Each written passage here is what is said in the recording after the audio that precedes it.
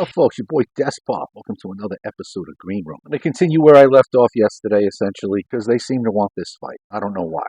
They can't win. They know they can't win. This is what you get when half the country is connected to the same fucking hive mind. And what they're truly lacking is a soul. They think they have a soul. They think their soul is tied into their talking points and the narrative of the day, right? They create this virtue. But what is virtue? What is passion and emotion without facts or evidence, right? When you can't debate, so you kill. In the past, when you couldn't debate, you screamed, hollered, and broke shit, lit police cars on fire. Now, when you can't debate, you just kill. Why can't you debate? Because you have zero fact, have zero evidence. There's no truth behind what you say. You say what sounds good, you say what feels good. Whatever the talking point of the day is, whatever the cause is, and it changes minute to minute. Could be transgender dolphins one day. It could be the mistreatment of black and brown fire hydrants the next. It doesn't matter. You're psychotic. But when asked to give a simple fact, this is what you come up with. Americans don't have a lot of kids? I mean, I don't... Like, why is it a bad thing that we came over here and took land from the Native Americans and replaced their population? Why is that bad? Well, because we millions of people and caused significant amounts of suffering. Actually, it was human suffering. Actually, most of what killed Native Americans was not genocide, it was disease. The Trail of Tears killed millions of people. Okay, actually, no, the Trail of Tears didn't kill millions of people. Yes, it did. How many millions do you think died in the Trail of Tears? Let's Google it. Google it. It says an estimated 4,000 out of 16,000 Cherokee people, forced to relocate. How many millions? It says estimate that 6,000 men, women, and children die on the 1,200-mile march called the Trail of Tears, Cherokee. Okay. So is 6,000 anywhere close to millions? So let's just look at millions. How many Native American people were from colonization? Can you Google that one for me? Yeah, disease. It's a millions of people. No, disease killed them.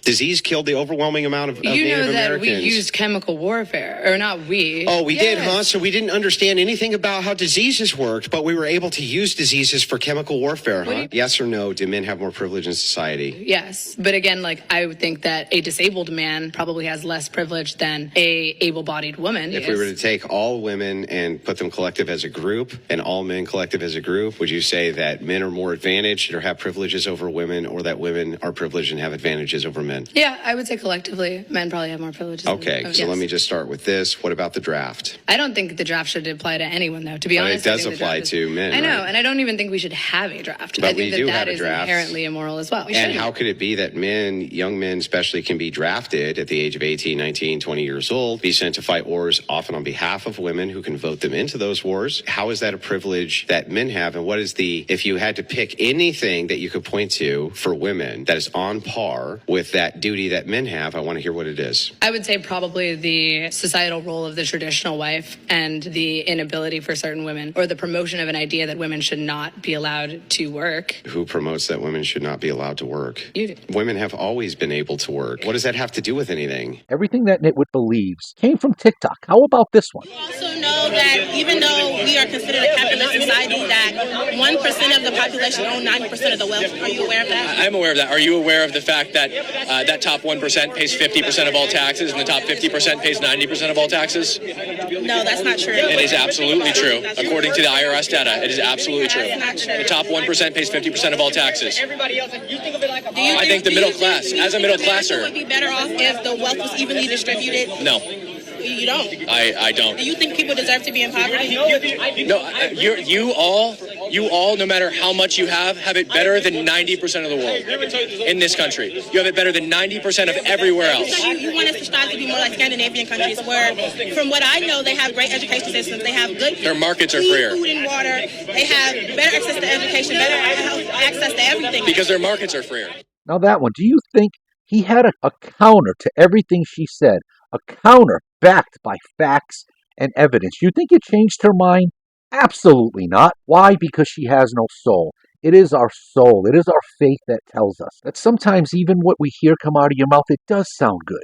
Sometimes we want that utopia, that fairy tale world. Then we have to use a little common sense. How do we get there? How did you get there? You can't explain it to us, but you want us to buy into it. You know, like this one. This one truly thinks she's a constitutionalist. Yes. Y'all feeling real proud of what you're getting done? You have no idea. Feeling real good about not letting people speak freely? Point me in the direction of even one person that is not letting you speak freely. I'll wait. You know, that amendment is the first one. And I know that school stuff is hard. Oh boy, here we go. Yes, please explain the First and Second Amendment to me. I'm sure you're an expert. But one comes before two. So you might even say that the First Amendment is more important than the second. Yeah, which is why you can't force people to use pronouns that don't make sense and force people to call a man a woman and a woman a man. You can't force people to lie and say things that are completely untrue. And you don't have the right to target them with violence when they disagree with you. But who's been doing that? First Amendment expert. Which is also why the second one comes after the first one, when people start targeting you with violence because they disagree with you. More importantly, it just means that you can't impose legal consequences or demand government intervention when people say things that you don't like. Employers have the freedom to choose whether or not they want to associate with people that celebrate the death of an innocent man. And turns out they do have a moral standard for who they want to employ. If you understood what the First and Second Amendment were actually about, you would know that. But we agree, the school stuff is hard. When your fuel is passion and emotion without evidence, this is what you get. And if that wasn't enough, you also get some of The this. things I do want to point out that's not been laid out that honestly hurts my heart is when I saw the no votes, there were only 2 Caucasians. For the most part, the only people that voted no were people of color because the rhetoric that Charlie Kirk continuously put out there was rhetoric that specifically targeted people of color. And so it is unfortunate that even our colleagues could not see how harmful his rhetoric was, specifically to us. This is also what you get, the type of people that would go to a funeral and trash it. You're protesting at a funeral. That means you're on the right side of history, apparently. But to prove to you that you're not going to break us, I'm going to do this every day for the rest of my life. But you also didn't break me. You're not going to break us. Why? Because we also know that there is a lot of good out there. We also know there's a lot of beauty in this world. I'll end with a nice little timeline cleanse from King Randall. I showcase this man because he actually has what you're lacking, a soul. And I know you're going to call him a Nazi for that, regardless of his skin color, but I don't give a fuck. I'm going to shove him down your throat anyway. Later, bitches.